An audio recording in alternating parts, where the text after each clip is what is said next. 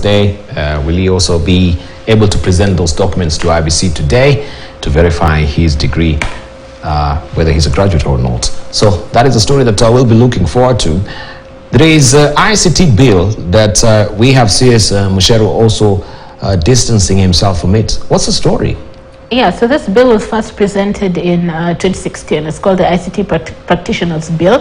And in 2016, Mucheru rejected it, on grounds that this would disqualify, it would be duplication in regulation, basically, because the bill seeks to regulate ICT professionals and workers in the ICT field. And some of the things that the bill asks for them is, they should be licensed by a council, and they should have, 3 years of experience. They should have a degree and other educational requirements to be able to practice ICT in Kenya.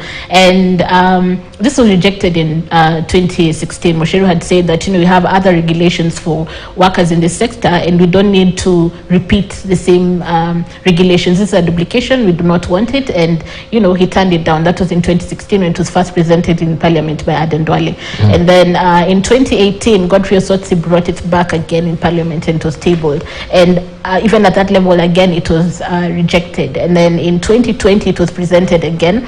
And there's been a back and forth about it. And last week, the 12th Parliament passed it on. And, it's now the president.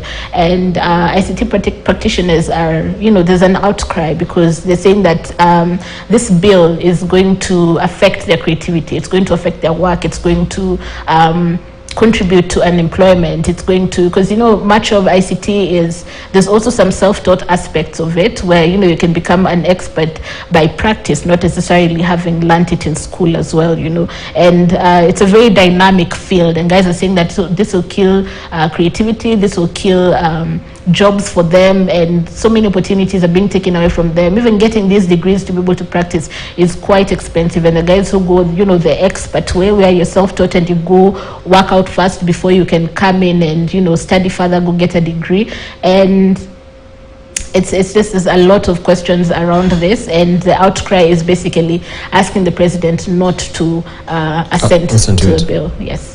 Are you privy to what is really encapsulated in this particular bill? What could be so contentious about it?